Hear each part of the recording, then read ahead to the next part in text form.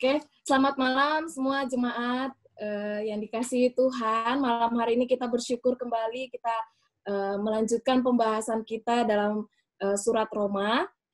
Saya berharap, kita berharap supaya kita dapat menikmati ya PA malam hari ini dan memberikan banyak pertanyaan-pertanyaan yang mungkin terbesit di dalam pikiran kita.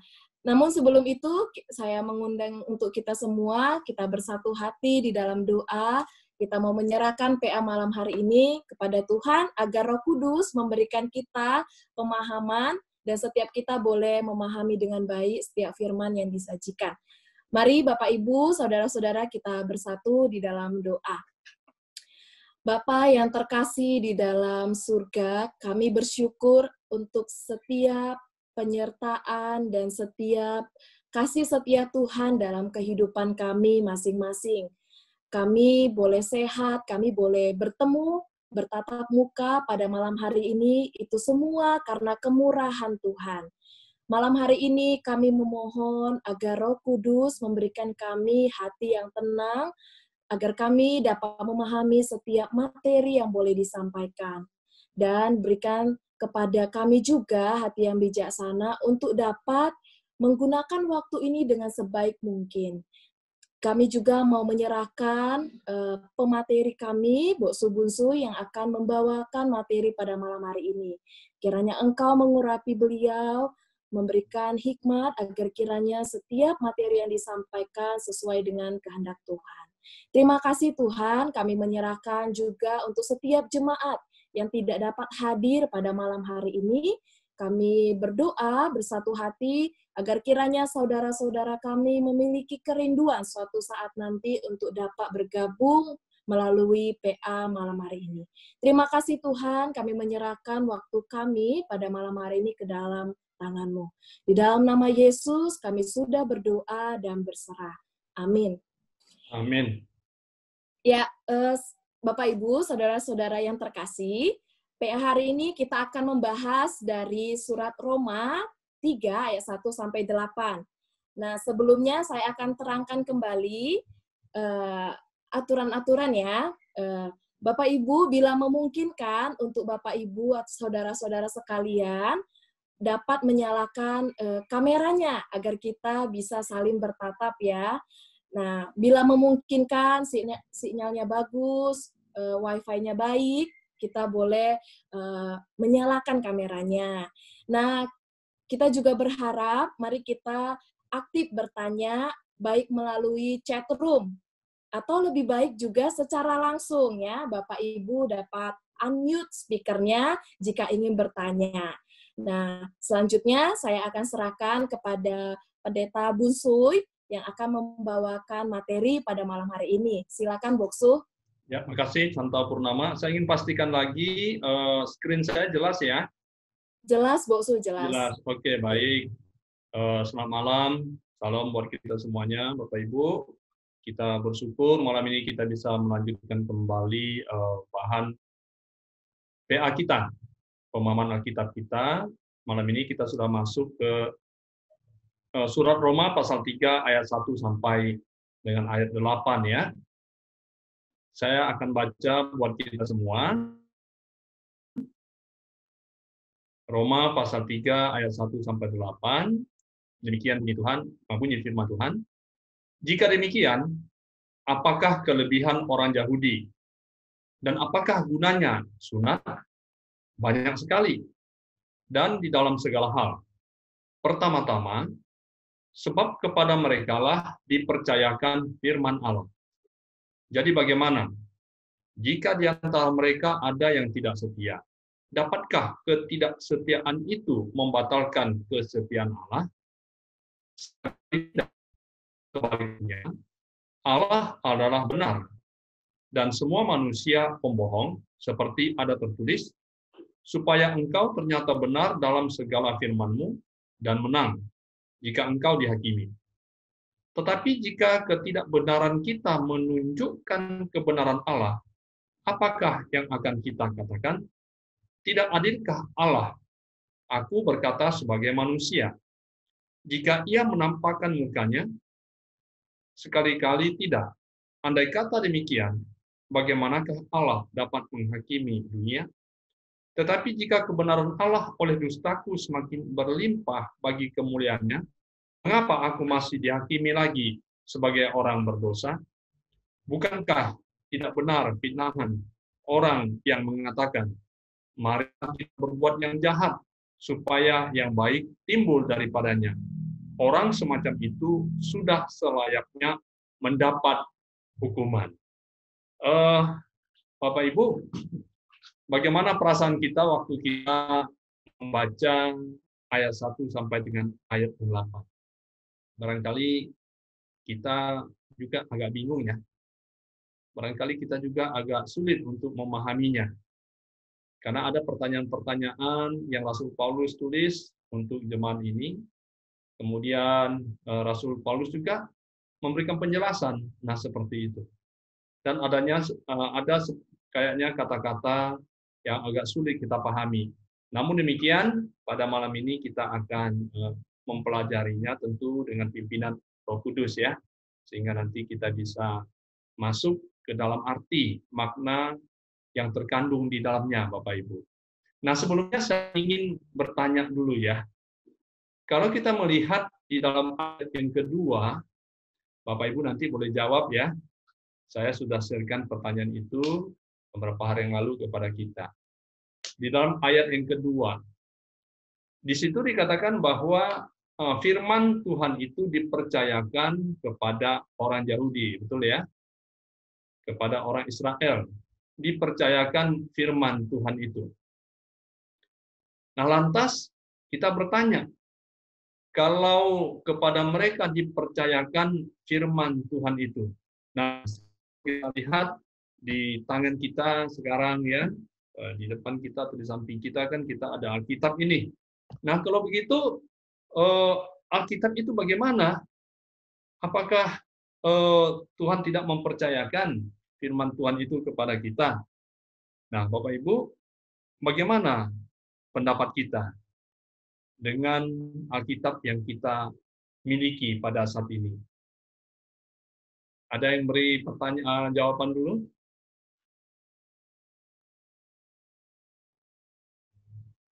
Sekali lagi tadi, Tuhan mempercayakan firman-Nya itu kepada orang Yahudi. Nah, nyatanya firman itu ada di tangan kita, itu melalui kitab suci, dalam sebuah buku, kitab suci kita Alkitab. Nah, bagaimana Bapak Ibu memandangnya atau memahaminya? Ada dipersilakan untuk kasih ini intermezzo ya, pendahuluan dulu. Ada yang memberi pandangan?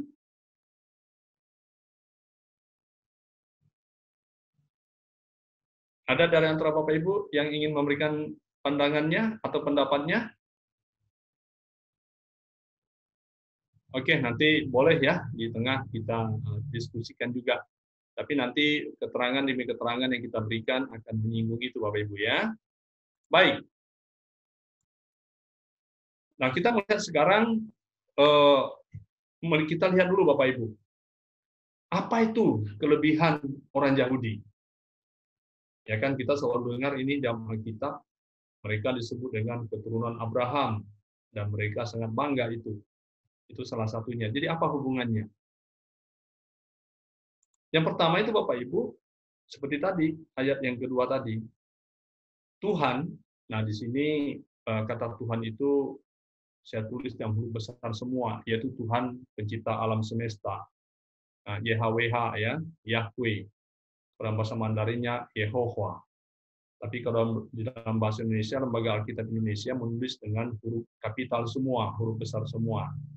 Itu sebetulnya di dalamnya ada nama Tuhan penciptanya. Tuhan pencipta alam itu, pencipta umat manusia yang memilih bangsa Israel untuk menjadi bangsa pilihannya, telah mempercayakan firman kepadanya. Kita lihat bagaimana Tuhan memberikan 10 hukum melalui Musa kepada bangsa Israel di Gunung Sinai.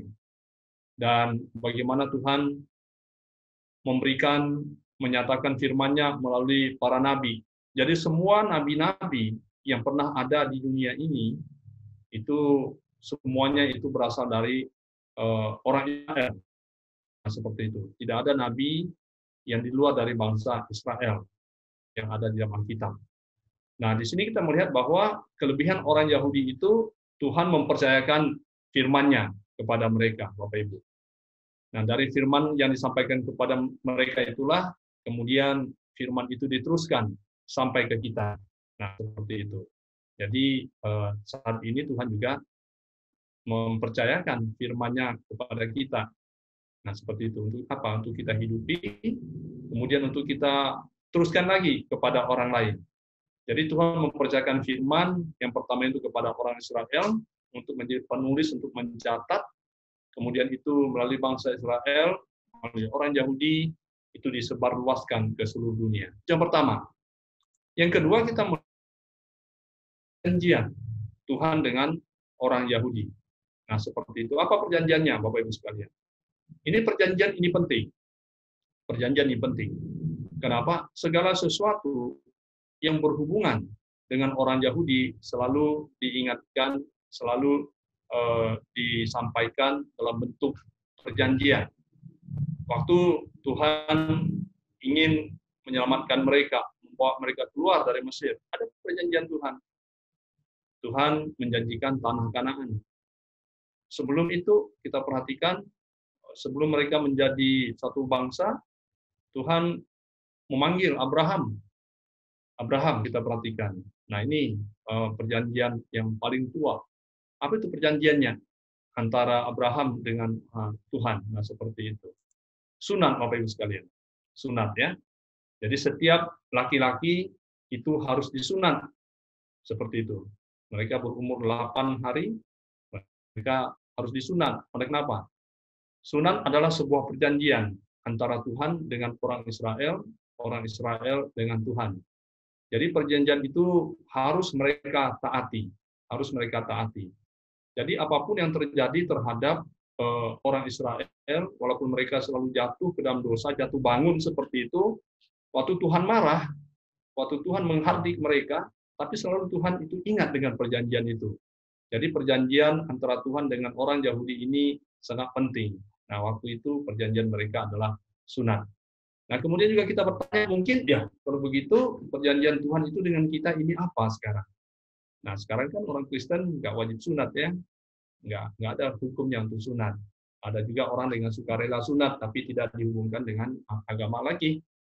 Nah, kita masuk ke dalam perjanjian, yaitu melalui baptisan ya, baptisan yang kita alami, yang kita dapatkan untuk menjadi orang percaya kepada Yesus. Nah, seperti itu. Di saat kita dibaptis, maka kita masuk ke dalam perjanjian Tuhan. Apa perjanjian kita? Kita mati bersama Tuhan, dan juga kita akan bangkit bersama-sama dengan Tuhan. Nah, ini kelebihan orang Yahudi, Bapak Ibu. Nah, kemudian kita melihat dulu, kalau Tuhan itu yang sudah berjanji dengan orang Israel, seperti saya katakan tadi, orang Israel di dalam kerohanian mereka itu selalu jatuh bangun, namun Tuhan itu tetap setia. Tuhan yang sudah membuat perjanjian, mengikat perjanjian dengan mereka adalah Tuhan yang setia. Bagaimana itu kesetiaannya? Nah, kita perhatikan di sini ayat yang tadi kita baca ya. Dapatkah kesetiaan bangsa Israel membatalkan kesetiaan Tuhan? Nah, tadi kita sudah baca ayat itu. Dapatkah ketidaksetiaan bangsa Israel membatalkan kesetiaan Tuhan? Kira-kira ayat berapa ini, Bapak Ibu? Ada yang bisa sebutkan ayat berapa ini dari bacaan kita tadi? Ada? Contoh Purnama, dengar nggak suara saya? Dengar, Bosu. Oh, dengar ya? Itu Ibu Lim Acuan. Oke, Ibu Lim Acuan, ayat berapa ini? Ayat ketiga. Ayat ketiga ya? Iya. Iya, betul nggak Contoh Purnama? Iya, benar, Bosu. Benar ya. Ya, terima kasih. Jadi saya mengharapkan sambil kita bicara, Bapak Ibu terus konsentrasi ke Alkitab kita ya. Oke, dapatkah ketidaksetiaan bangsa Israel membatalkan kesetiaan Tuhan? Kira-kira apa jawabnya, Bu? Bu Lim Acuan.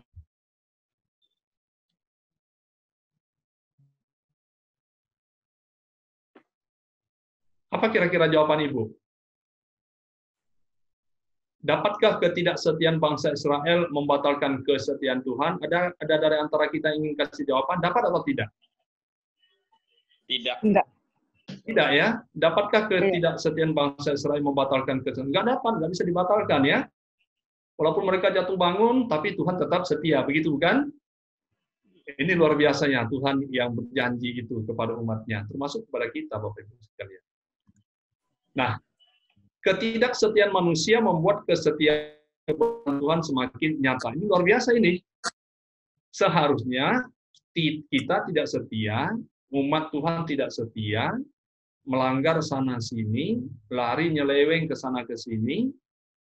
Seharusnya Tuhan itu tinggalkan umatnya gitu. Tapi enggak. Di sini bedanya Tuhan orang Kristen, Tuhan kita. Di saat kita orang percaya, di saat umat Tuhan itu berlaku tidak setia kepada Dia, tapi Tuhan dengan segala kemurahannya, dengan segala kesetiaan, itu semakin mendekati kita, Bapak Ibu. Semakin mencari kita, semakin ingin menolong kita, nah seperti itu. Jadi manusia bisa saja tidak setia, tapi dengan ketidaksetiaan manusia itu, Tuhan ingin membuktikan bahwa Dia tetap setia dan kebenarannya itu nyata kepada kita. Bapak Ibu yakin nggak ini? Saya yakin, kita harus yakin. Nah, itu kelebihannya Tuhan kita yang kita sembah, yang menyatakan dirinya kepada orang Israel, dan melalui itu kita bisa mengenal Dia, Bapak Ibu. Tuhan yang setia.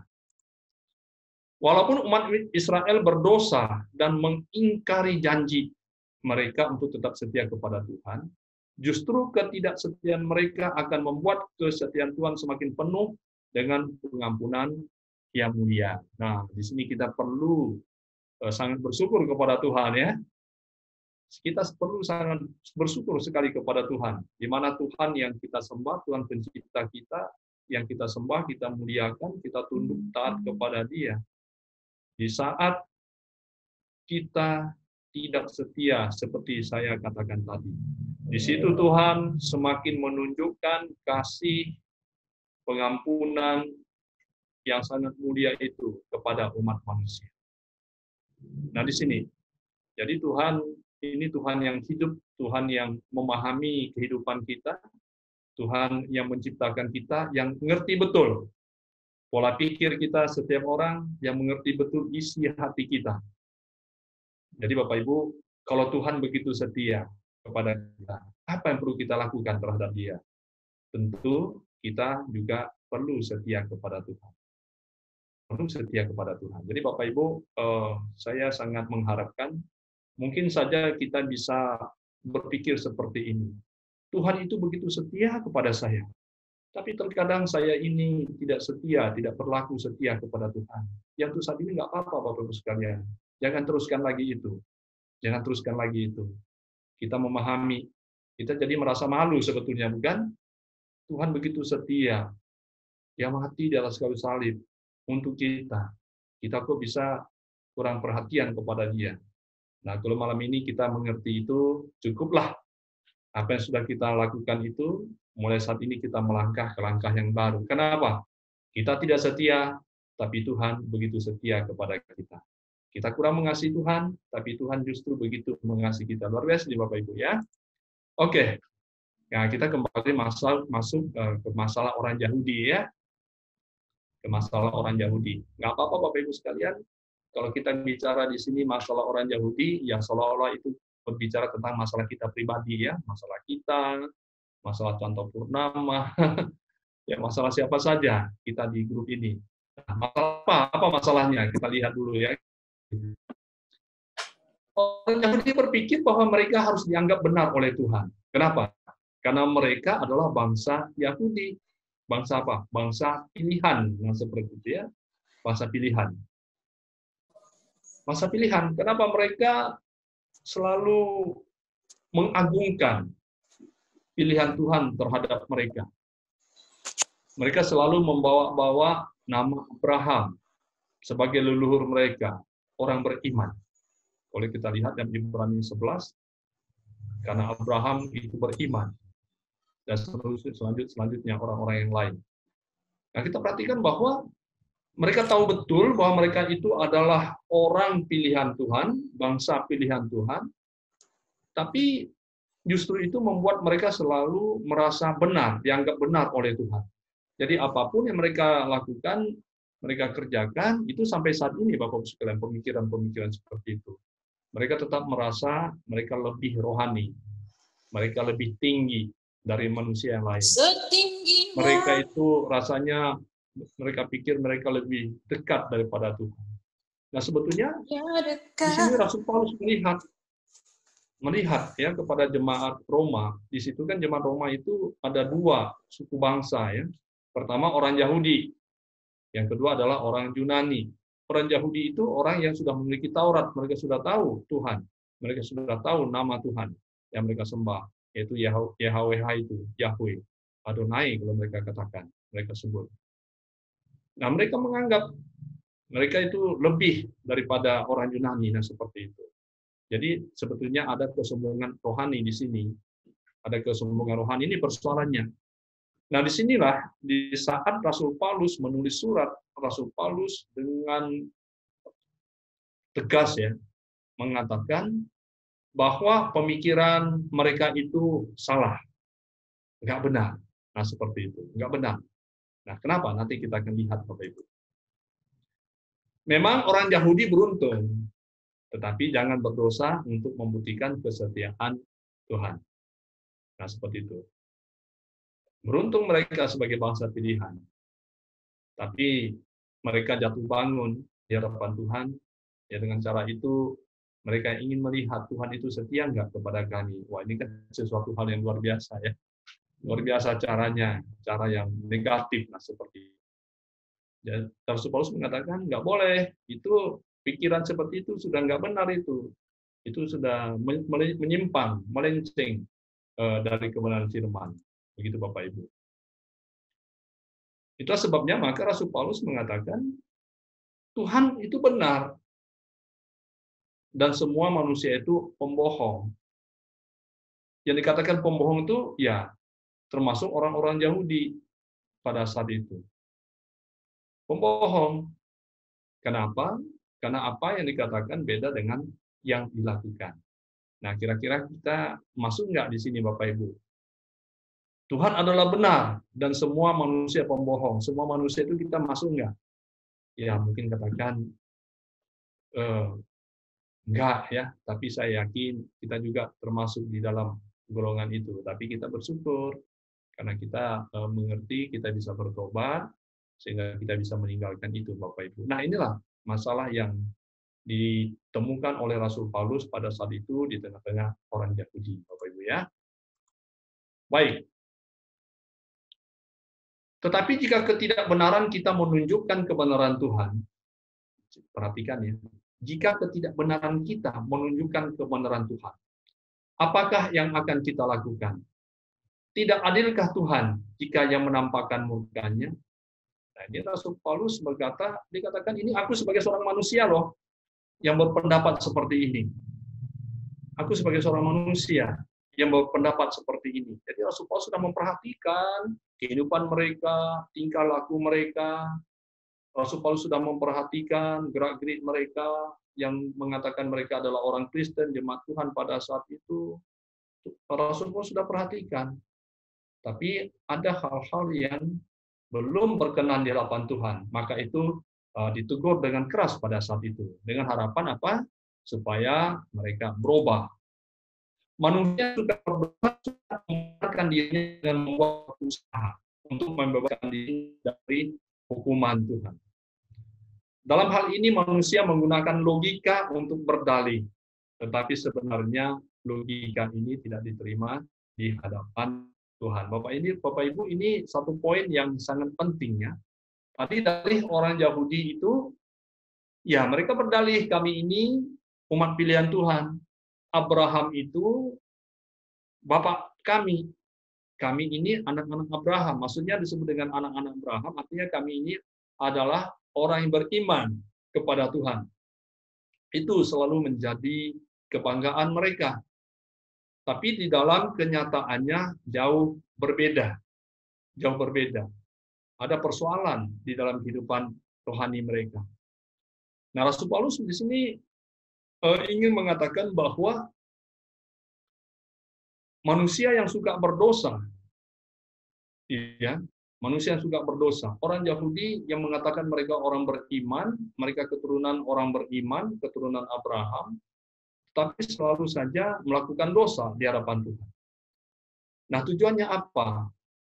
Tujuannya apa? Rasul Paulus berkata kepada mereka, supaya mereka tidak membuat dalih demi dalih. Nah, seperti itu. Supaya mereka betul-betul menjadi umat yang sadar, kalau mereka itu tahu mereka adalah orang yang beriman, sesuai dengan iman daripada Abraham, tunjukkanlah bahwa kalian itu orang beriman. Nah, seperti itu.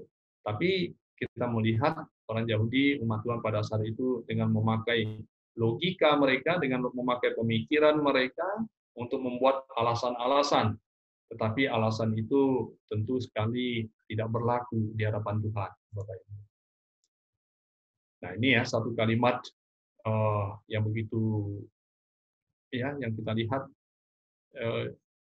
yang begitu kontras. Ini ayat berapa, Bapak Ibu? Coba kita lihat ayat berapa ini. Marilah kita berbuat yang jahat supaya yang baik dari ayat berapa ini? Ada yang tahu?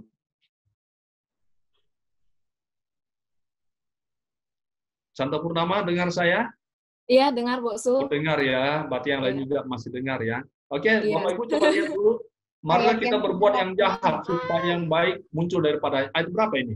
Ayat yang ke-8. Ayat yang terakhir ya. Iya. Coba Ibu baca dulu lengkapnya.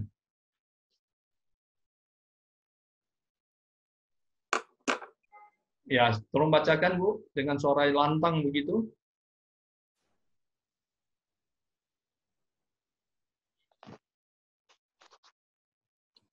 Boleh dibacakan? Ya, silakan.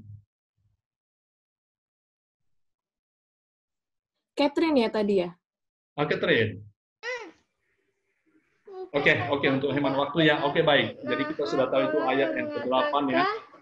Bahwa kita berkata, marilah kita berbuat yang jahat, supaya yang baik timbul daripadanya.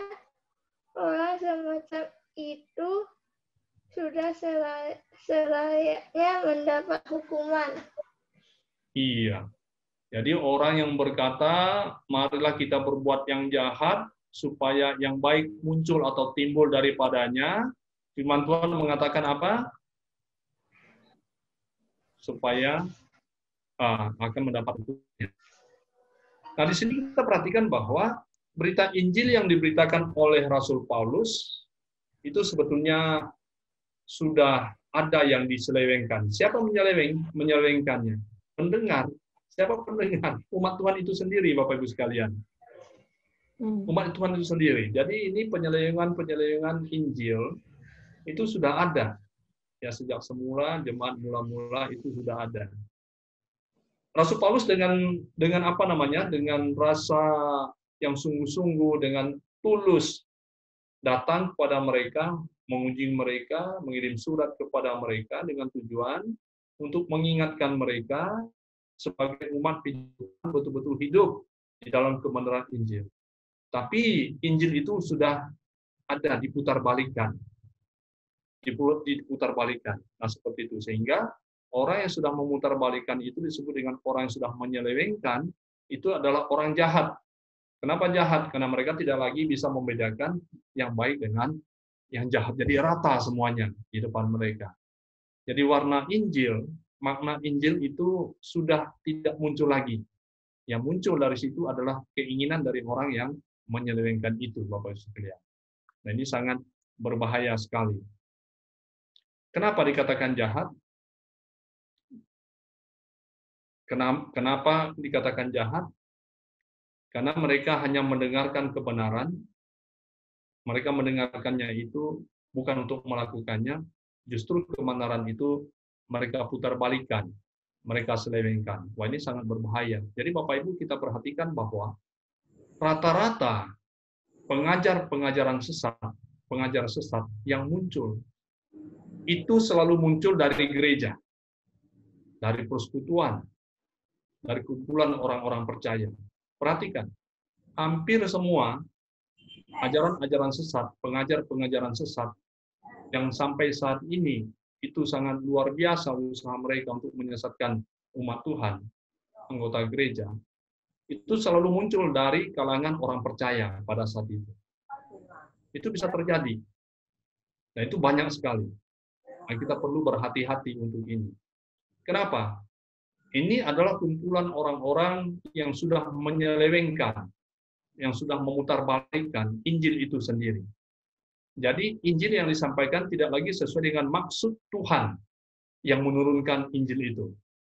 Tapi disesuaikan dengan maksud mereka, sehingga pesan Tuhan tidak nyampai, yang sampai adalah pesan dan keinginan mereka sendiri. Dan di hadapan Tuhan ini sangat jahat. Paulus mengatakan jahat, Tuhan juga mengatakan ini adalah jahat, Bapak sekalian. Nah, bagaimana jahatnya? Nah, selalu dikatakan dihukum. Jadi hukum, Tuhan menghukum mereka secara adil. Nah, orang semacam itu, orang semacam siapa? Ya, semacam orang yang kita tahu ya, orang-orang menyelewengkan. Siapa menyelewengkan? Ya, kalau mungkin kita ada juga menyelewengkan, ya semacam kita lah. Semacam orang yang sudah mengajarkan ajaran sesat, menyelewengkan itu, ya semacam mereka lah. Tapi kita yang berkumpul pada saat ini, Tuhan tidak mau kita melakukan itu.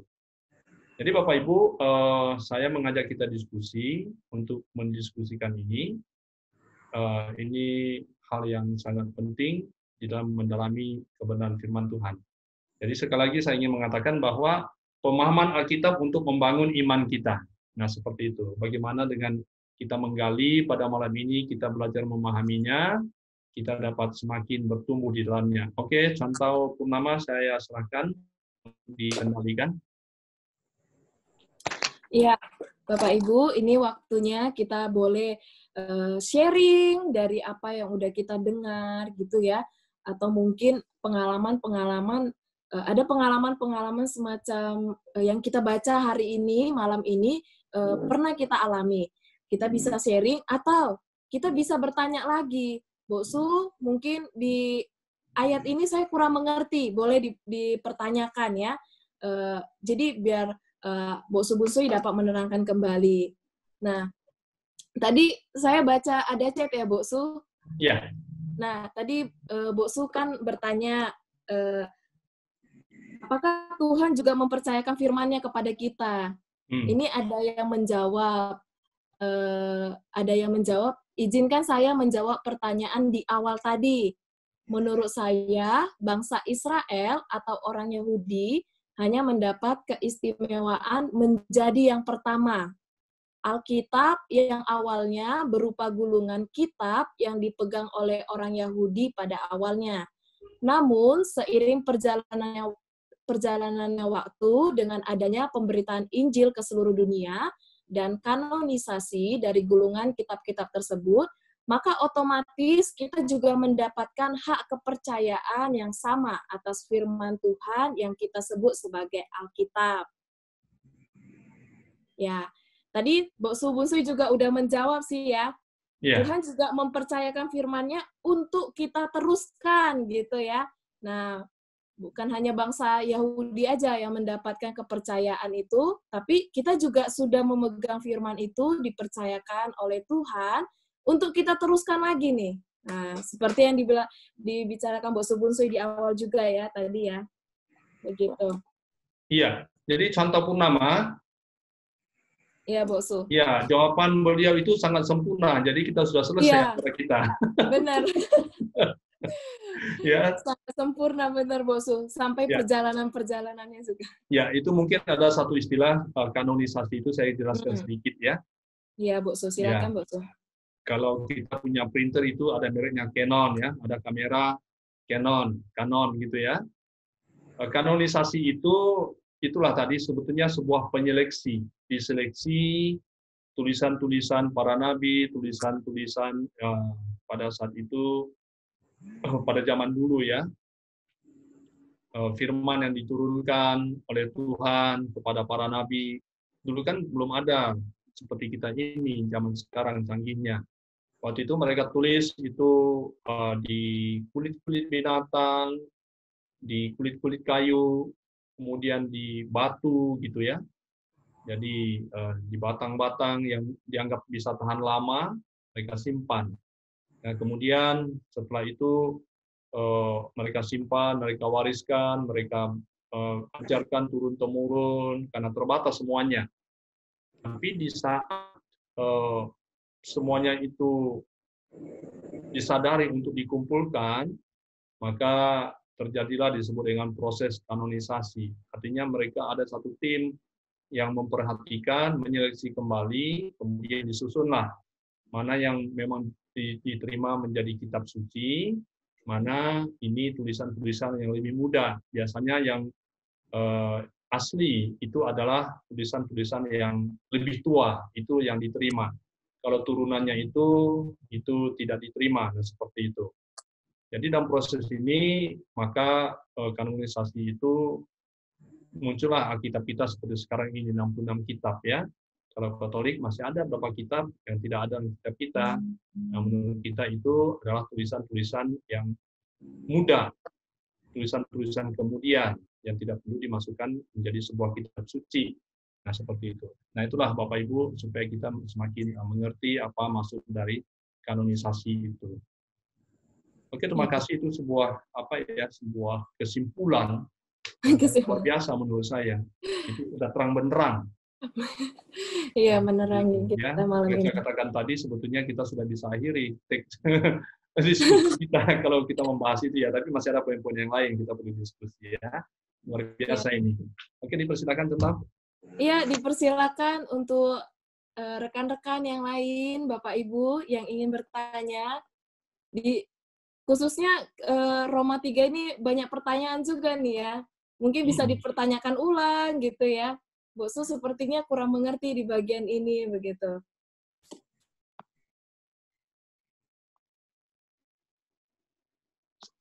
Pak Ahui ada ya? Pak Ahui biasanya senang bertanya ini.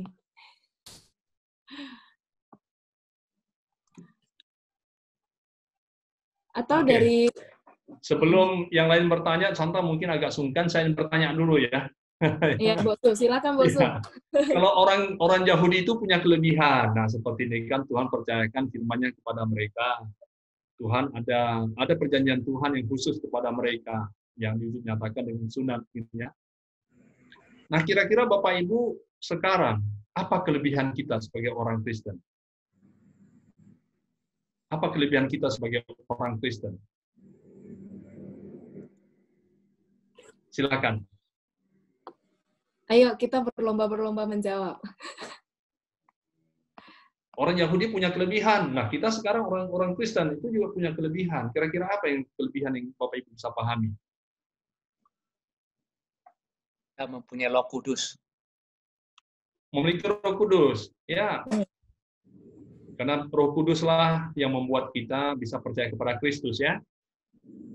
Dan di hati setiap orang percaya, hati kita, diri kita adalah rumah daripada Roh Kudus. Ya, luar biasa kalau kita sadar itu, kita punya kelebihan dari orang-orang lain gitu.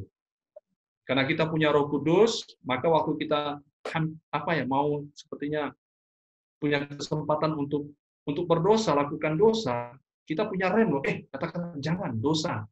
Nah, itu Roh Kudus, Roh Kudus yang mengerem hati kita sehingga kita sadar, oh iya, kita katakan puji Tuhan, saya tidak jatuh. Luar biasa, Pak. Makasih. Apa lagi?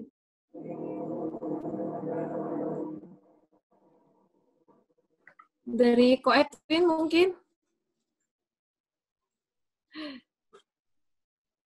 Kita mendapat anugerah. Oh, ini ada. Dalam Kristus. Iya, mendapat anugerah ya. Anugerah. Mendapat anugerah. Saya lanjut aja, contoh ya, sambung aja ya. Iya, Bu Su, silakan Bu Su. Iya. Nah, orang percaya itu mendapat anugerah. Anugerah apa itu? Anugerah terbesar daripada Tuhan apa?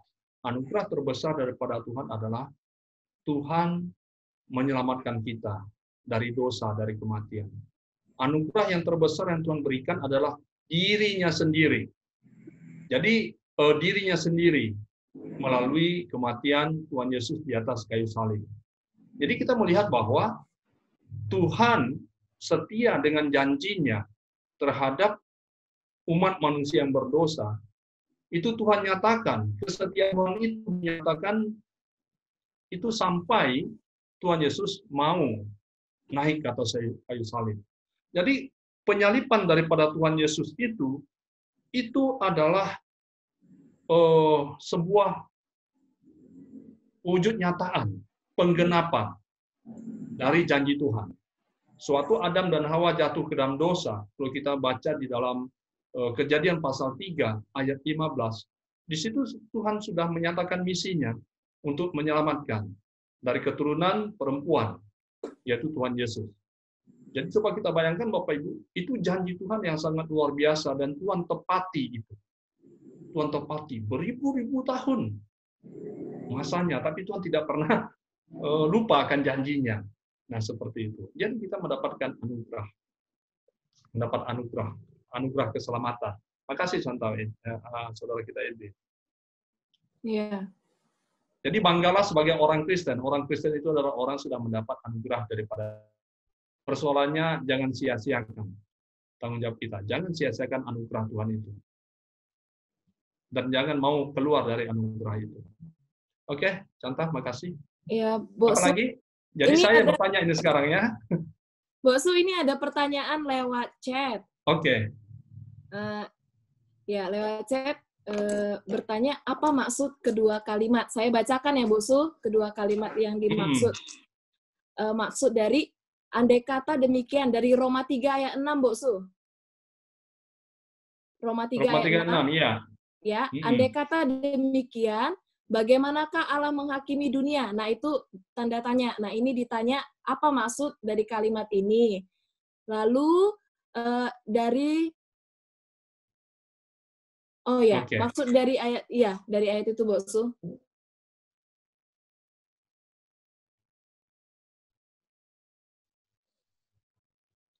Lalu dibandingkan dengan 1 Korintus 6 ayat 2, Bu Su.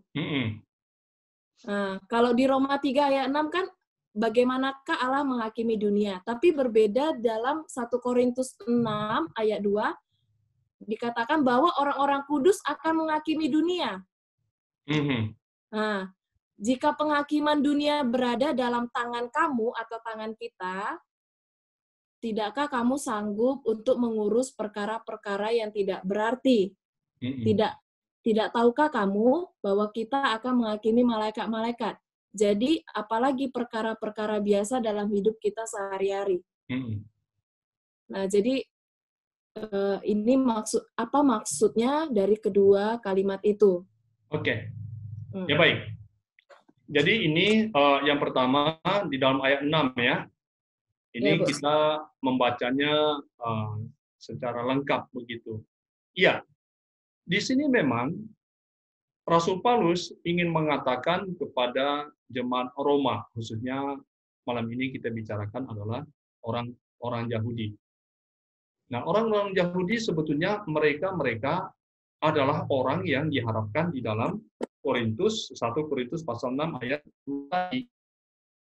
Mereka tidak sama dengan di dunia sebetulnya ya. Nah, itu juga mau dikatakan kepada setiap orang percaya kepada kita. Kita ini sebetulnya tidak sama dengan dunia, walaupun kita hidup di dalam dunia. Kita menjadi hakim-hakim. Hakim-hakim artinya bukan menghakimi bagaimana ya, tapi kita bisa membedakan mana yang baik, mana yang jahat. Kita bisa mengatakan yang benar dan yang tidak benar. Dan tentu sekali kita hidup di dalam kebenaran.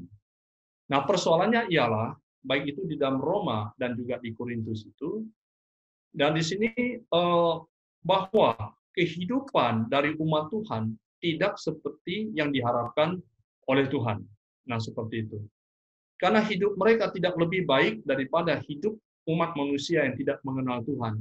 Bagaimana mereka bisa menjadi hakim? Bagaimana mereka bisa menjadi yang mengatakan yang benar dan atau yang tidak benar. Nah, seperti itu. Seharusnya mereka hidup di tengah dunia, seperti saya katakan tadi, tapi tidak sama dengan dunia. Jadi mereka nilainya itu tetap tinggi, tetap di atas rata-rata. Nah, seperti itu.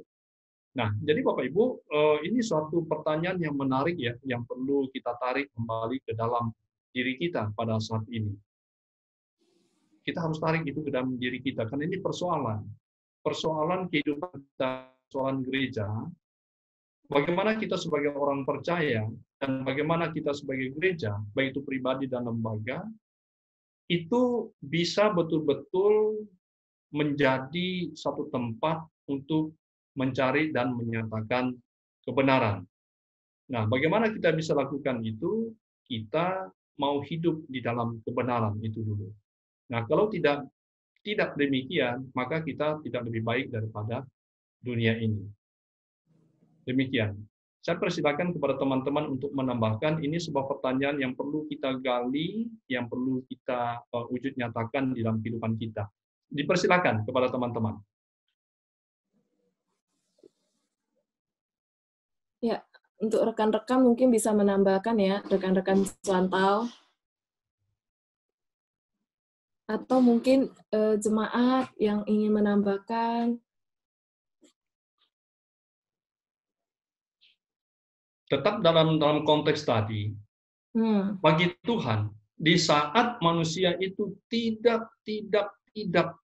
setia kepada Tuhan, tapi di situ Tuhan selalu menyatakan kebenarannya, menunjukkan kebenarannya, menunjukkan kasih-Nya kepada manusia. Itu saja persoalannya. Di saat orang yang diharapkannya itu hidup benar, tetapi justru tidak bisa menjalankannya itu, justru Tuhan lebih lagi mengharapkan supaya kita bisa Tuhan lebih menyatakan lagi kasih-Nya semakin nyata lagi.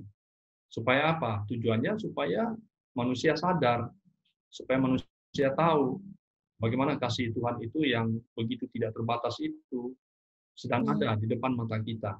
Nah, seperti itu. Dipersilakan. Tapi bukan berarti kita jadi mencobai Tuhan ya, Boksu ya? Bukan. Karena Iya. Tuhan setia, itu tadi terjadi penyelewengan itu ya? Iya. Tuhan setia kok, jadi aku berbuat dosa aja gitu. Iya. Nah, itu udah sesat ya, Boksu ya? Iya, makanya jangan tadi ini, yang ayat 8 itu kan, marilah kita berbuat yang jahat supaya yang baik muncul daripadanya. Pemikirannya seperti ini, semakin jahat kita, maka dari situ muncul yang baik. Kira-kira itu pemikiran sebagian orang sudah menyelewengkan Injil itu, bukan? Dan juga kita tidak bisa menganggap kemurahan hati Tuhan itu justru membuat kita hidup sewenang-wenang. Contoh seperti ini. Wah, kita setiap minggu kan ada pengakuan dosa itu kan? Iya, Boksu. Kita ada liturginya, liturgi pengakuan dosa. Jadi kita diarahkan, tunduk taat, mengaku dosa. Jangan pula kita berpikir seperti, oke, nggak apa-apa, setiap minggu, hari Minggu saya ada pengakuan dosa. Saya punya kesempatan untuk mengaku dosa. Jadi hari sampai Sabtu, nggak apa-apa, dosa, nggak apa-apa, karena hari Minggu ada punya waktu untuk itu. Kita tidak boleh memiliki mental seperti itu. Yang perlu pada kita adalah kita memang punya kesempatan untuk mengaku dosa, tetapi saya harus bertanggung jawab dengan iman saya harus bertanggung jawab dengan label saya sebagai umat Tuhan, sebagai anak Tuhan, sebagai pengikut Yesus, sebagai orang Kristen. Kenapa? Kita lihat bahwa orang Kristen, kita disebut sebagai orang Kristen di saat umat mula-mula yang hidup di Antioquia, itu diberikan kepada orang-orang Kristen yang percaya Yesus di saat mereka menghadapi kesulitan. Tapi orang melihat bahwa di dalam kesulitan, di dalam ancaman, tapi mereka setia kepada Tuhan, maka orang-orang masyarakat sekitar mengatakan mereka adalah Kristen. Apa artinya? Pengikut Kristus. Mereka disebut pengikut Kristus. Kenapa? Mereka setia kepada pengajaran Kristus, beriman kepada Kristus. Jadi itulah yang perlu kita wariskan, kita lanjutkan di dalam kehidupan kita saat ini, begitu. Jadi kita jangan memurahkan anugerah Tuhan. Anugerah Tuhan itu Tuhan lakukan itu melalui pengorbanan Tuhan Yesus di atas kayu salib, bukan? Kalau kita lihat bagaimana menderitanya Tuhan Yesus di atas kayu salib, begitu luar biasanya. Begitu, sejak Tuhan Yesus dikhianati, begitu menderita, disidang oleh pemerintah, begitu luar biasa, tidak ada keadilan, sampai dia itu harus disalibkan. Sangat-sangat luar biasa, sakit menderitanya. Tidak ada orang mati seperti itu. Nah, itu anugerah. Nah, itulah kasih yang terdalam yang Tuhan berikan. Jadi kita sebagai orang percaya, kita tahu itu, ya kita harus menghargai. Jadi bagi saya, orang yang beriman kepada Kristus, orang Kristen, orang yang tahu menghargai kasih, tahu menghargai anugerah, dan menjunjung tinggi hal itu di dalam hidupnya. Dijunjung tinggi ya. Itu tetap ada di atas kepalanya, nggak bisa disentuhnya. Tapi itu yang mempengaruhi dia. Itu menurut saya. Makasih, Sultan. Iya, ya Bu Su. Ada Bapak Ibu sekalian, saudara-saudara, kita rindu mendengar suara Bapak Ibu ini. Halo, Tante. Iya, Saya mau tanya. silakan. Iya, silakan Ibu. Di pasal yang ke-7. Ayat ke-7. Ayat ke-7. Ayat ke-7. Oke.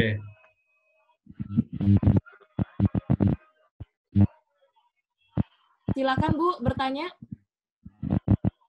Ini ayat ke-7, tetapi jika kebenaran Allah oleh kedustaanku semakin berlimpah bagi kemuliaannya, mengapa aku masih dihakimi lagi sebagai orang berdosa? Saya nggak mengerti, coba dijelaskan. Oh iya. Iya.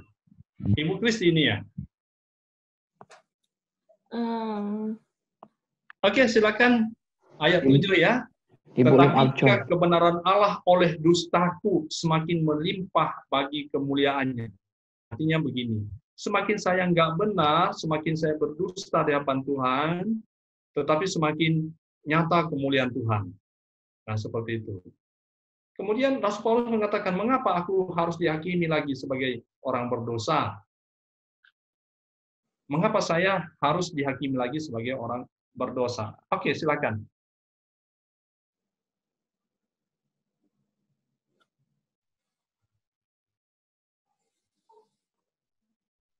Silakan teman-teman.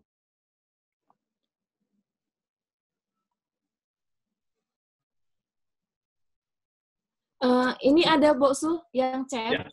Ya. Ada yang chat, saya bacakan ya. Kalau boleh, ayat ke-7 ini saya sederhanakan menjadi, mari kita berbuat dosa supaya kebaikan datang kepada kita, dan Tuhan semakin dipermuliakan. Kenapa perbuatan baik atas dosaku, malah aku dihakimi sebagai orang berdosa? Paulus membantah tegas pemikiran seperti itu. Tapi seandainya benar pemikiran seperti itu berarti kita tidak lagi berada di bawah penghakiman Tuhan. Karena dosa kita, kemuliaan Tuhan semakin melimpah. Bukankah demikian? Dalam surat-surat Paulus sering memakai kata bermegah dalam Tuhan, memegahkan diri. Di sini maksud tulisan Paulus di ayat ini adalah, kamu tidak tahu diri, sudah tahu itu dosa, tapi masih memegahkan diri, masih sombong di atas kasih karunia dan kemuliaan Allah. Wah, terjawab sempurna itu. Oke. Ya, cuma saya ingin mempertegas di kalimat awal tadi. Nah, sebab membaca dulu di kalimat awalnya itu, Chantal. Ya, di kalimat awalnya, yang kalimat disederhanakan ya, Bu Su ya? Bukan, yang dari awal sekali. Paulus paling awal kalau boleh ayat ke-7 ini saya sederhanakan menjadi mari kita berbuat dosa supaya kebaikan datang kepada kita. Ah, itu sampai di situ aja. Ya. Iya. Itu sinonim ya dengan ayat yang ke-8. Marilah kita berbuat yang jahat supaya yang baik muncul daripadanya. Ini muncul dari siapa ini? Kalimat ini muncul dari orang-orang yang sudah menyelewengkan Injil itu ya. Nah, Injil itu pemahaman orang-orang sudah menyelewengkan Injil itu. Nah, seperti itu. Supaya nanti kita jelas di situ ya. Oke. Tidak semua bisa diterima dari statement itu, tapi ada hal-hal khususnya yang awal tadi. Tapi memang begini, ini kan kalimat-kalimat yang ingin mengatakan kepada orang-orang Yahudi yang menganggap itu adalah umat pilihan Tuhan, tapi di dalam kenyataannya mereka adalah orang yang sudah jauh daripada Tuhan. Nah, Paulus ingin mengatakan kepada mereka, walaupun mereka itu sebetulnya sudah jatuh bangun, mereka sudah jauh daripada Tuhan, tapi di dalam ketidakbenaran mereka, justru Tuhan ingin menyatakan kasih Tuhan yang lebih dalam lagi kepada mereka. Dengan catatan teman-teman, di sini bukan menjadi sebuah sebuah kesempatan bagi kita untuk memahami kalau begitu, oke, kita rame-rame melakukan dosa supaya anugerah lebih banyak lagi kepada kita. Bukan itu maksudnya. Kita yang sudah melihat konteks ini, persoalan ini, justru kita diingatkan kalau orang Yahudi yang sudah mengerti firman Tuhan, sudah memiliki firman Tuhan, yang sudah memiliki perjanjian dengan Tuhan dan perjanjian mereka dengan Tuhan dan Tuhan dengan mereka, itu mereka jatuh ke dalam dosa, tapi Tuhan juga setia ingin mereka itu bangkit. Nah, kepada kita juga Tuhan ingatkan sebetulnya. Kita tadi sudah sepakat, firman itu diberikan kepada orang Yahudi, tapi firman yang sama sampai kepada kita. Artinya kita juga dipercayakan oleh Tuhan tentang firman itu. Nah, bagaimana kita sudah mengetahui yang tidak baik itu, yang sudah mereka alami pada saat itu, jangan lagi kita wariskan. Dan seperti itu kan, itulah maka kita menelaah ini, kita mempelajari ini. Nah, seperti itu. Tapi dengan catatan kita tahu betul bahwa walaupun kita jatuh ke dalam dosa, tapi bukan arti jangan kita sengaja ya. Walaupun kita bisa jatuh ke dalam dosa, itu pengajaran Wesley. Wesley mengatakan bahwa setiap orang beriman sekalipun itu punya kecenderungan untuk jatuh ke dalam dosa. Tapi dia tidak boleh jatuh di situ, tenggelam. Dia harus bangkit lagi. Nah, seperti itu.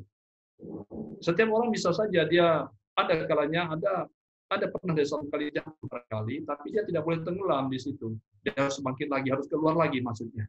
Nah, inilah pergumulan kita orang percaya. Jadi tidak ada orang sempurna, tapi kita adalah orang yang terus bertumbuh untuk disempurnakan oleh Tuhan melalui kuasa Roh Kudus-Nya. Tapi kalau tadi disimpulkan, biarlah kita jatuh dalam dosa supaya anugerah itu semakin besar, nah kita jangan lagi mencobai Tuhan. Nah, seperti itu. Kita tahu itu memang anugerah Tuhan, tapi kita tidak boleh melakukan itu. Kita sudah tahu itu, berarti kita sudah mencobai ya. Biar itu pengalaman masa lalu umat Tuhan. Tapi bagi kita pada saat ini tidak lagi boleh seperti itu, Bapak Ibu. Itu yang dari saya ya, saya mau sampaikan. Silakan ada teman-teman yang lain? Iya. Saya pikir statement yang tadi yang di belakangnya itu bagus, cuma yang dari depannya tadi aja, yang pembuka itu di-delete aja itu. Iya, supaya Bos. kita jangan masuk ke dalam pencobaan. Ya, ini tadi masalahnya ya. Ini Bosu, ada yang bertanya, apakah kesombongan dalam diri dapat membutakan kita pada kebenaran? Kesombongan dalam diri bisa membutakan kita pada kebenaran. Oke, silakan ada kasih pendapat.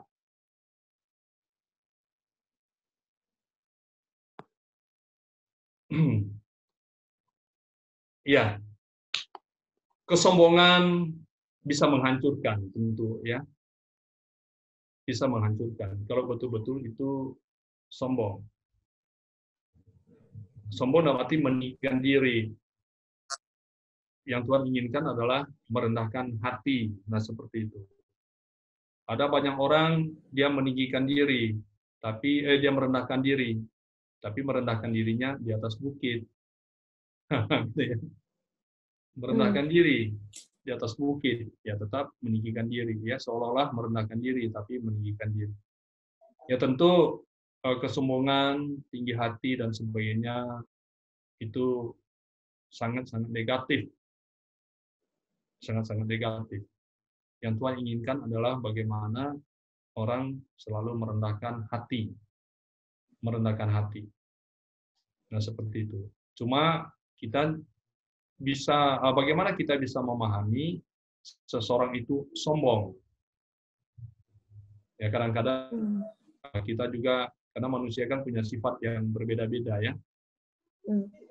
Kita tidak semudah yang apa kita pikirkan, barangkali kita bisa mengatakan seseorang sombong.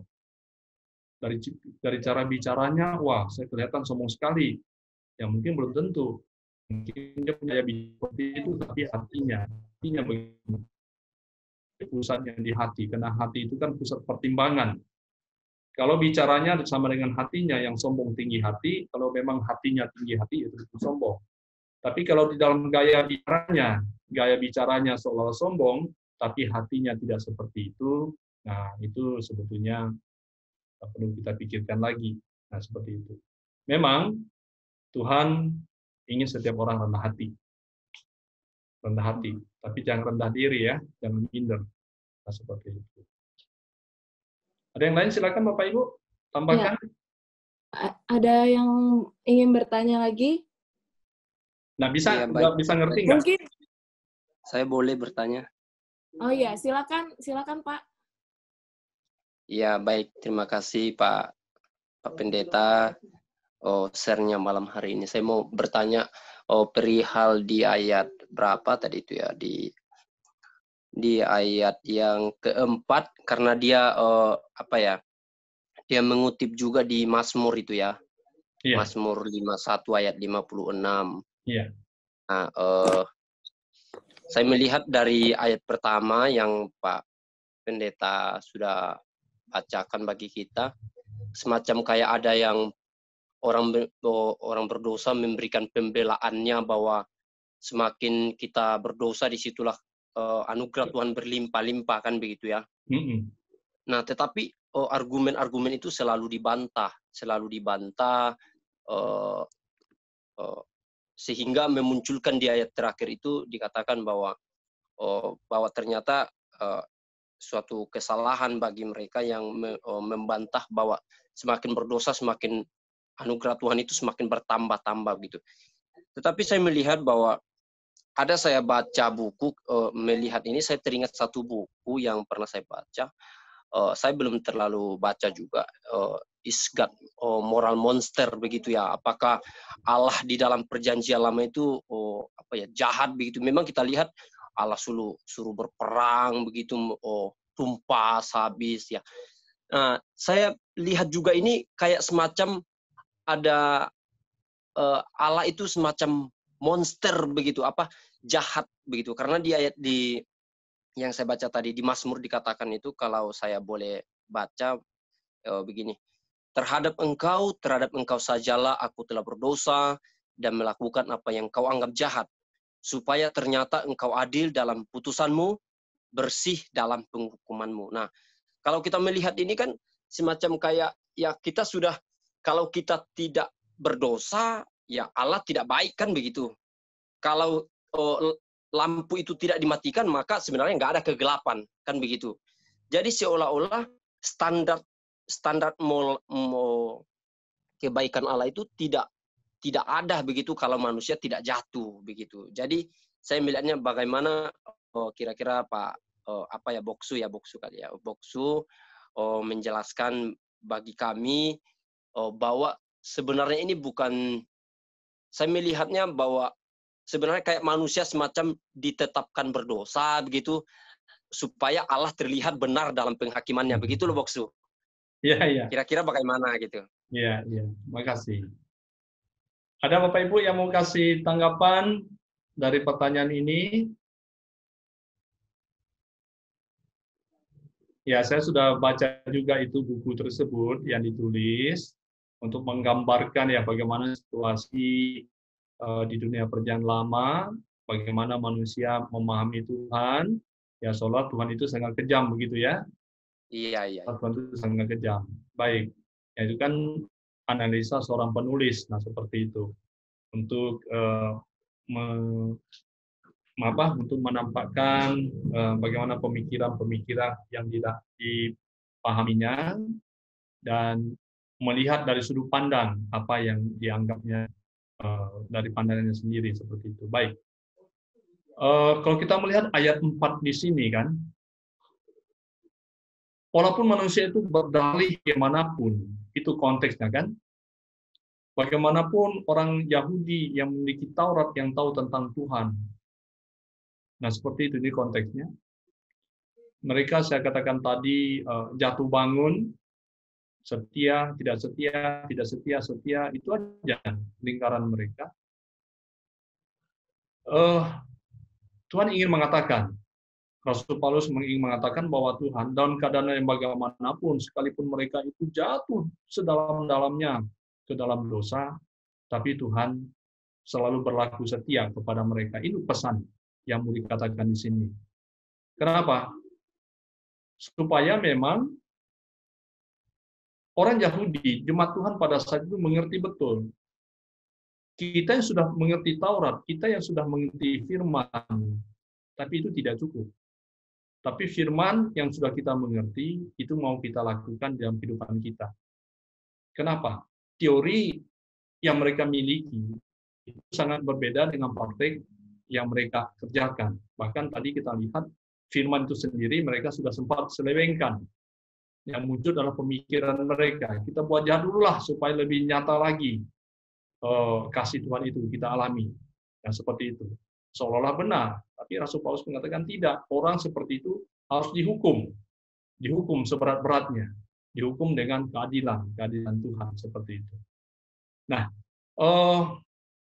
teks ini sebetulnya diperuntukkan seperti saya katakan tadi, bahwa bukan ingin memperlihatkan bahwa Tuhan itu di dalam perjanjian lama itu adalah Tuhan yang kejam dan sebagainya, tetapi tetap ingin mengatakan Tuhan yang adil.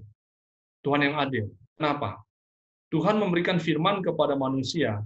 Di saat manusia melakukan itu, ya mereka setia kepada Tuhan.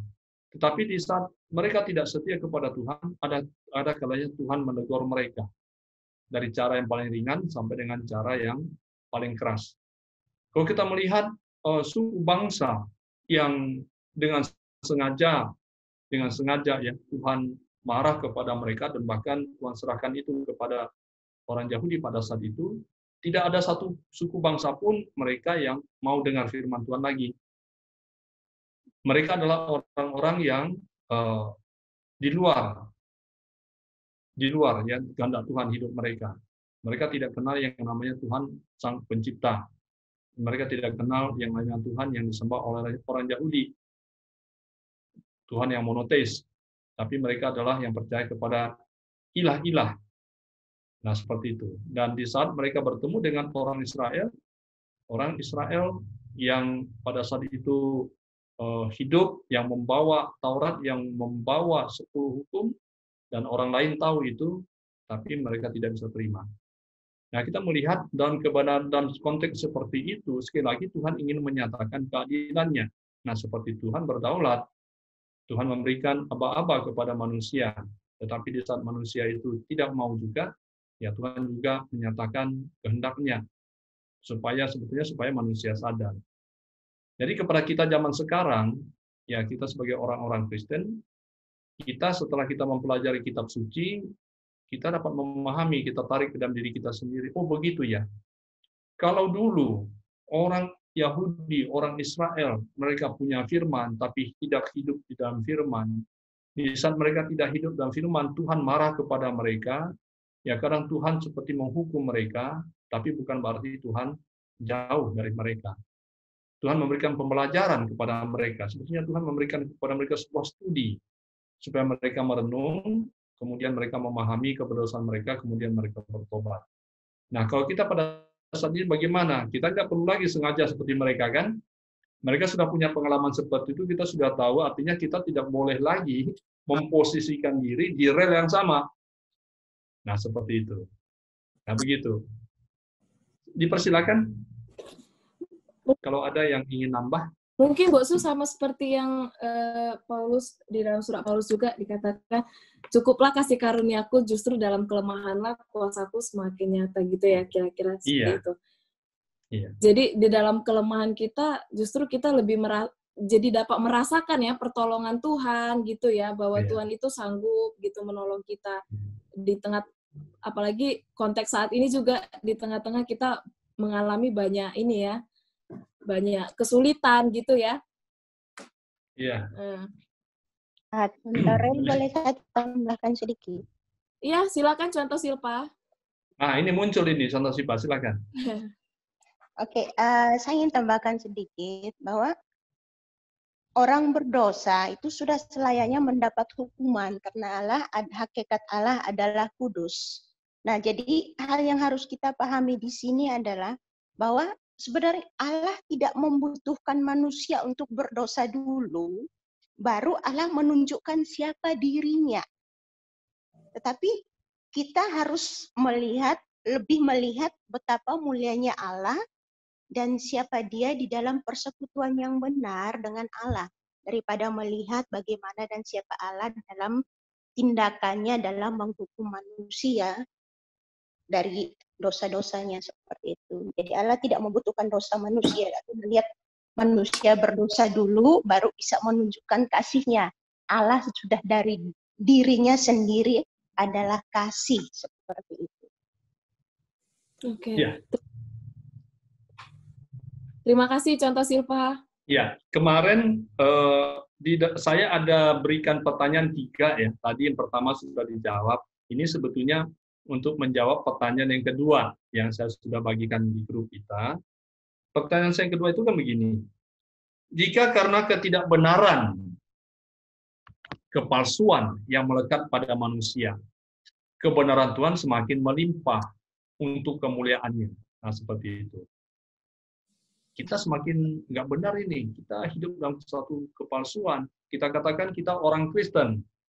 Ya, kita ini orang anak Tuhan, gitu kan. Anak Tuhan. Tapi kita kenal benar nggak dengan Bapa kita itu. Nah, seperti itu. Ya, kita katakan kita ini hamba, pelayan Tuhan. Kenal benar nggak kita dengan Tuhan yang kita layani itu? Nah, seperti itu. Jadi harus persekutuan yang benar ya, Pak Su. Iya. Jadi di sini kita melihat bahwa umat Tuhan di dalam surat Roma ini, mereka menghadapi pengalaman seperti itu, mereka mendapat pengajaran seperti itu. Saya katakan tadi, kita mengerti dari pelajaran ini kan, kita sudah lihat, kalau mereka seperti itu, ya saya nggak mau begitu lagi loh. Ya kan, saya harus mendapatkan hal positif dari situ, sehingga saya bisa lebih maju lagi daripada mereka, itu kita katakan pada saat ini. Jadi apa keuntungannya pada kita? Itu kan pertanyaan saya, apa keuntungannya pada kita? Dari peristiwa itu, kejadian itu, kisah itu, apa keuntungannya bagi kita? Tentu sekali banyak ya. Pertama, kita nggak perlu lagi jadi seperti mereka. Jatuh bangun, nah kita mungkin bisa saja jatuh, tapi jangan sampai terbenam lah. Kalau mereka kan punya Taurat, tahu itu, tapi mereka terbenam, sampai diselewengkan itu Injil. Kita nggak lagi sampai seperti itu. Nah, seperti itu. Nah, itulah artinya bagaimana kita bisa menarik itu untuk kebutuhan kita pada saat ini, Bapak Ibu. Tadi suatu hal yang penting dari contoh ulama katakan dalam situasi sulit pada saat ini ya, orang sekarang kita perhatikan di seluruh dunia sedang kewalahan dengan masalah ekonomi, orang ketakutan, dan sebagainya. Nah, bagaimana kita bisa memahami bahwa kalau kejadian ini akibat dari ketidaksetiaan manusia terhadap Tuhan. Tuhan berikan suatu pembelajaran di dalamnya. Bagaimana kita bisa menyikapi? Nah, seperti itu. Apakah Tuhan sudah tidak sayang lagi pada manusia, sehingga Tuhan dengan sengaja bunuh manusia itu dengan virus-virus corona? Apakah kita masih memahami pemahaman seperti itu? Saya pikir tidak, kan? Dalam situasi seperti itu, kita memahami Tuhan punya rencana dan Tuhan punya cara untuk menyadarkan manusia dan Tuhan menyatakan kasih-Nya pada manusia. Itulah sebabnya kita selalu berdoa mengaku dosa, mohon pertolongan daripada Tuhan, dan mohon kehendak dan kasih Tuhan dinyatakan lebih lagi kepada umat manusia. Nah, seperti itu. Oke, ada yang lain? Ya, dari saya, Bu Su. Oke, silakan. Ini contoh Indra ya? Ya, haleluya, haleluya. Soalnya laptop saya bermasalah, kecil suaranya. Iya, ini saya jadi pakai laptop karena dari tadi loginnya nggak bisa pakai handphone. Iya, langsung saja, Bu Su. Oke, langsung. Ya. Ketika menikmati diskusi kita malam hari ini, kemudian saya lihat lagi Alkitab, ada satu kalimat yang menggugah hati saya begitu. Mungkin ini bisa didiskusikan. Ketika berbicara tentang kesetiaan Allah, kita tadi berbicara tentang dosa, dan penyelesaian dosa. Tapi bagaimana ya orang Kristen zaman sekarang itu bisa menikmati kesetiaan Allah itu? Bagaimana orang Kristen zaman sekarang yang sudah dikatakan, kamu mau sekotor apapun, Allah tetap setia. Kamu mau sehancur apapun, Allah tetap setia. Nah, yang jadi perenungan dalam hati saya, gimana ya orang Kristen zaman sekarang bisa benar-benar menikmati kesetiaan Allah itu? Oke, silakan. Mari kita diskusikan ya. Gimana ya, Bosu? Mungkin kalau Bosu sudah ada jawabannya, boleh, Bosu. Terima kasih, Bosu. Betul, Contoh. Kalau pemikiran contoh ini tadi ada dalam pemikiran orang Kristen, maka tidak ada orang Kristen yang bunuh diri, tidak ada orang Kristen yang dirawat di rumah sakit jiwa, begitu ya. Tidak ada orang Kristen yang rumah tangannya berantakan. Nah, seperti itu. Oke, dipersilakan, ini suatu hal yang sangat penting untuk kita jiwai melalui perenungan kita malam ini. Kesetiaan Tuhan, bukti kesetiaan Tuhan ya. Bapak Ibu, apakah kita sudah memahami memang Tuhan itu yang kita sembah, yang kita kenal, yang kita ikuti selama ini? Bapak Ibu merasakan memang Tuhan itu begitu setia kepada saya. Nah, begini juga, Bu, saya tambahkan sedikit. Kadang-kadang ketika saya berpikir Tuhan itu setia, jadinya saya, maaf kata ini, jadi saya ngomong gini, ini Tuhan nih, saya bisa semena-menanya karena Dia itu saya tahu Dia setia, jadi saya bisa sesuka-sukanya. Jadi terus berpikir pun ke dalam diri saya sendiri, sudahkah saya menikmati kesetiaan Allah itu? Atau selama ini saya malah sebenarnya sedang mengkhianati kesetiaan Allah itu? Begitu, Bos. Terima kasih. Oke.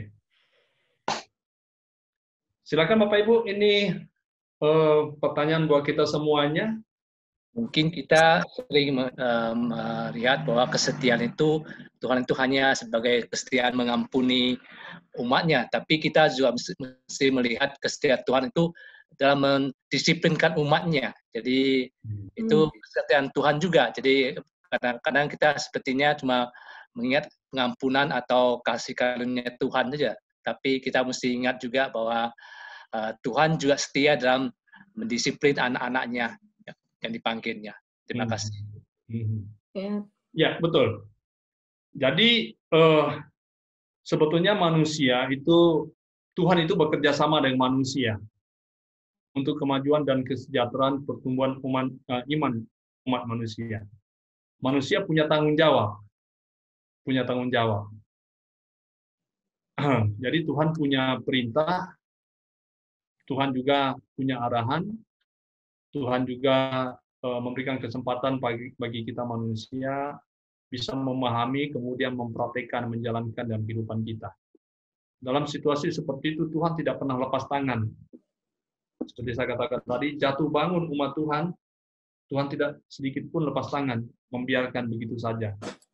Tapi Tuhan terus punya cara tersendiri untuk menyadarkan, menolong, untuk membangunkan. Nah, seperti itu.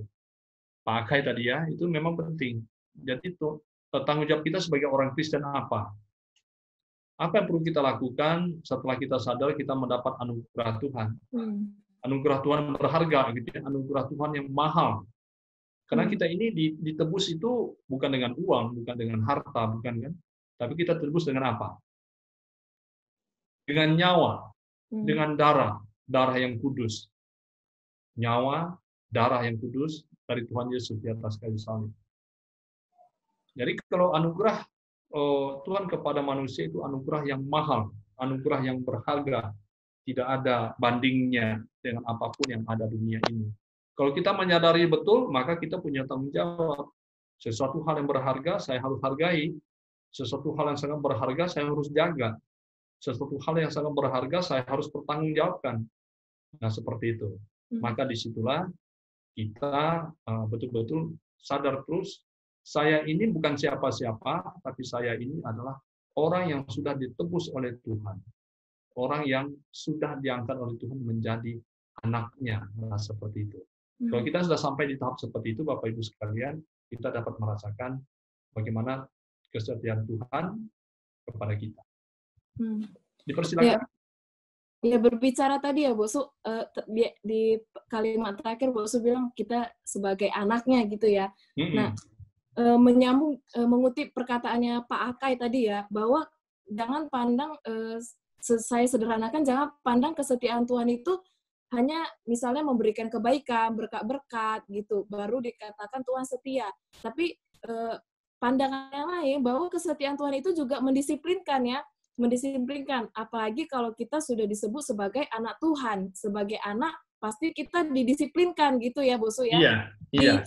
Di Alkitab juga dikatakan kita disesa, disiplinkan gitu ya, karena kita disebut sebagai anak gitu. Jadi kesetiaan Tuhan sampai sebegitu dalamnya ya, mendisiplinkan juga gitu. Iya. Bapak gereja kita John Wesley punya satu kalimat ya untuk itu ya. Dia berkata seperti ini.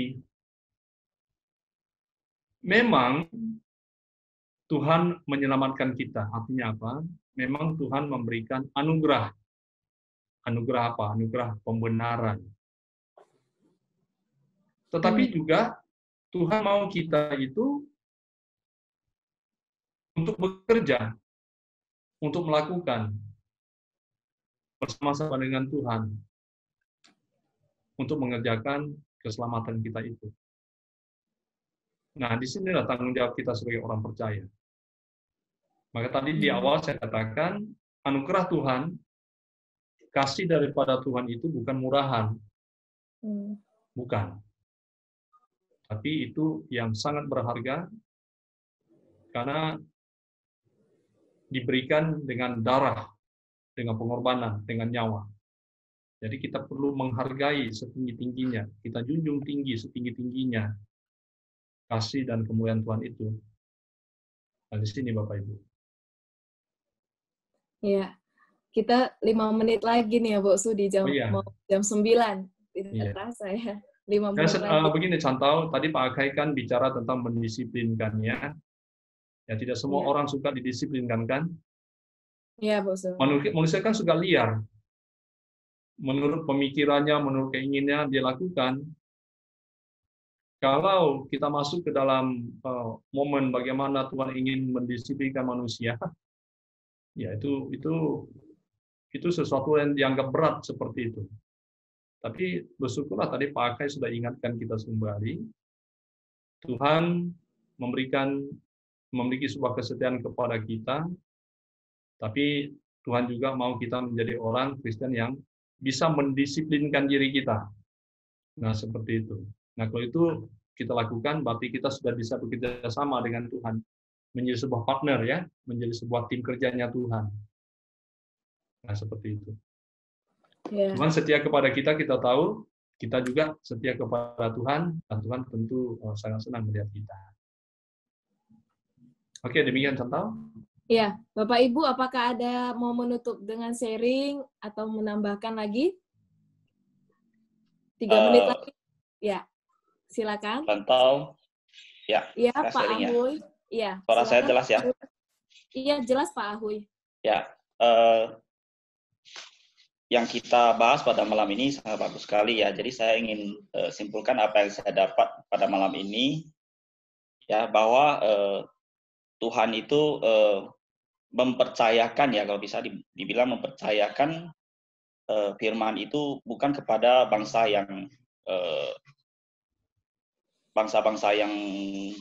sembarangan gitu loh. Kalau kita lihat orang Yahudi ini adalah orang-orang pintar, bahkan sampai saat ini ya banyak penemu dan banyak yang penemuan-penemuan hebat itu dari keturunan Yahudi. Termasuk mungkin hari ini kalau teman-teman memakai wedge ya, yang untuk menunjukkan jalan itu adalah ciptaan katanya ya, ciptaan dari keturunan orang Yahudi. Kemudian yang kedua mengenai sunat itu adalah tanda perjanjian ya Tuhan dengan bangsa Yahudi.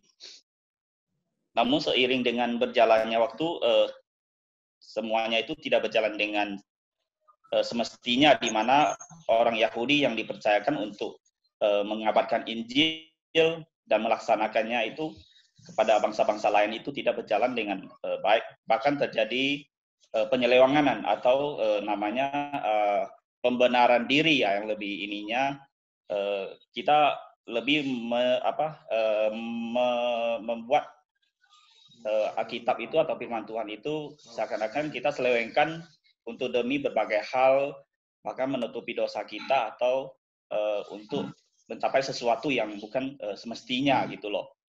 Jadi kalau diandaikan dengan kita yang sudah percaya kepada Tuhan, yang sudah ditebus ya dengan darah Kristus, yang sudah diselamatkan menjadi bagian dari kerajaan surga, saya pelajari pada malam ini sebaiknya kita tidak meniru ya apa yang sudah dilakukan oleh bangsa Yahudi ini.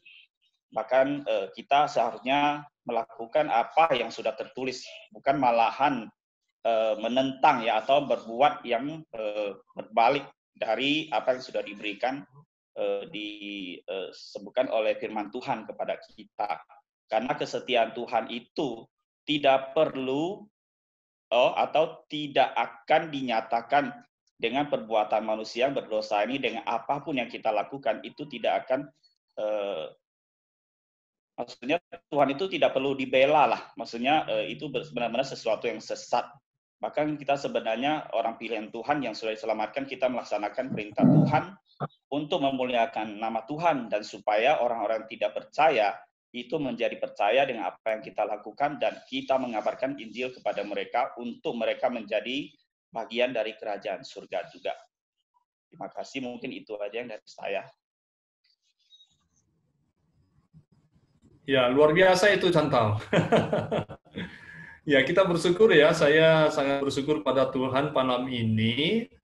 Dari awal tadi sampai dengan terakhir, saya melihat bahwa Bapak Ibu tidak sia-sia mengikuti acara kita, tapi Bapak Ibu adalah orang-orang yang mendapat berkat. Kenapa? Kita memahami secara benar pelajaran demi pelajaran malam ini, dan terpujilah Tuhan telah memberkati kita.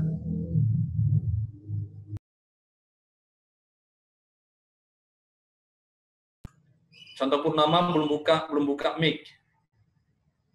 Iya, Bu Su, sorry. Kita waktunya sudah habis ya, sudah waktu jam pukul 9.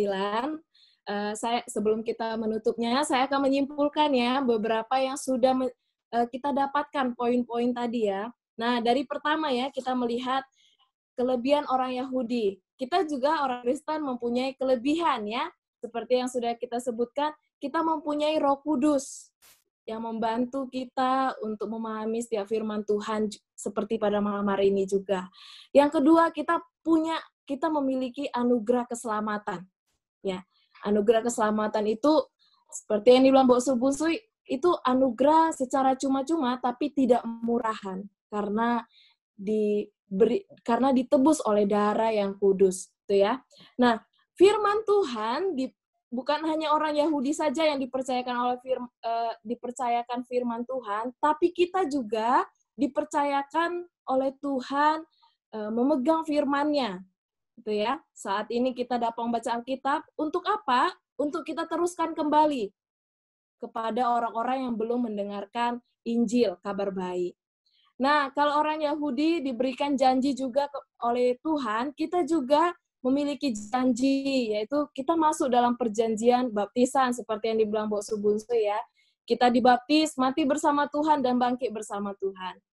Nah, dan perlu kita menyadari klimaksnya di akhir, bahwa ketika kita tidak setia, Tuhan itu tetap setia. Ya Bapak Ibu, ketika Tuhan tidak setia, Tuhan tetap setia. Nah, kesetiaan, puncak dari kesetiaannya itu yaitu saat Dia memberikan dirinya di atas kayu salib untuk menebus dosa kita. Itulah puncak dari kesetiaan Tuhan terhadap kita. Nah, walaupun kita sudah jauh dari Tuhan, tapi di dalam ketidakbenaran itu Tuhan ingin menyatakan kesetiaannya. Tuhan ingin menunjukkan kesetiaannya. Nah, yang di terakhir ya, berhubungan dengan ayat 8, kita sudah mengetahui Injil, kita sudah mengetahui firman Tuhan yang benar dan baik. Nah, untuk itu kita jangan selewengkan ya, tapi kita lakukan. Karena apa? Orang yang menyelewengkan itu akan mendapatkan hukuman ya. Orang semacam itu gitu ya, akan mendapatkan hukuman. Kita tahu yang benar, kita tahu yang baik, mari kita lakukan bersama-sama, bukan untuk mencobai Tuhan, tapi untuk menunjukkan kesetiaan kita. Nah, terakhir ini, kalau kita sudah mengatakan bahwa kita setia kepada Tuhan, saya tekankan lagi seperti yang dibilang Mbok Subunsui, bahwa kesetiaan itu akan ada pengorbanan dan tanggung jawab. Ya, pengorbanan setiap hari, tunjukkan kesetiaan kita melalui sikap, melalui tutur kata kita, sehingga orang juga melihat bahwa, wah, ini benar-benar pengikut Kristus. Ya, Bapak Ibu, kesimpulan kita pada malam hari ini. Bosu, ada yang ingin menambahkan lagi, Bosu, kesimpulannya? Udah cukup. Sudah cukup ya, Bosu, ya? Kenapa? Tadi ada 2 orang sebetulnya sudah menyimpulkan begitu sempurna dari peserta, ya. Ya, walaupun benar, sedikit tadi kita koreksi depan, tapi itu sesuatu hal yang luar biasa itu. Iya. Ya. Ya, Bapak Ibu, terima kasih karena sudah bergabung dalam PA kita. Kita berharap minggu depan kita lebih aktif lagi ya, memungkinkan untuk kita membuka layar HP kita juga, supaya kita dapat saling bertatap muka. Nah, sebelum itu, untuk menutup ini, kita mau berdoa, minta dengan kasih, Mbok Su Bunsui menutup kita di dalam doa, Mbok Su.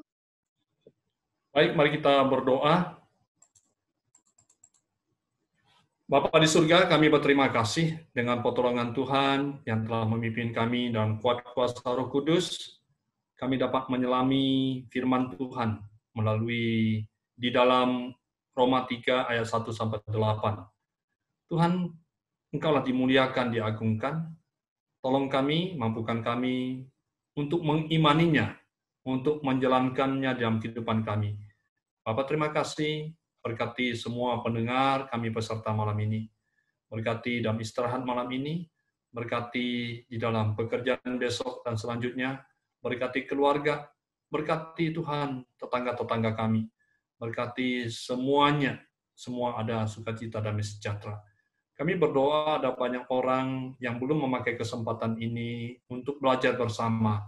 Kami memohon, ajar kami, ingatkan kami, untuk bisa mengajak mereka. Minggu depan, kami bisa mengingatkan mereka, kami bisa mengirim pesan kepada mereka melalui HP kami bisa mengirimkan link Zoom kepada mereka, sehingga mereka juga mendapat berkat seperti kami Tuhan telah berkati. Bapak terima kasih atas kemurahan-Mu, ampuni segala dosa kami. Dalam nama Tuhan Yesus kami berdoa dan mengucap syukur. Amin.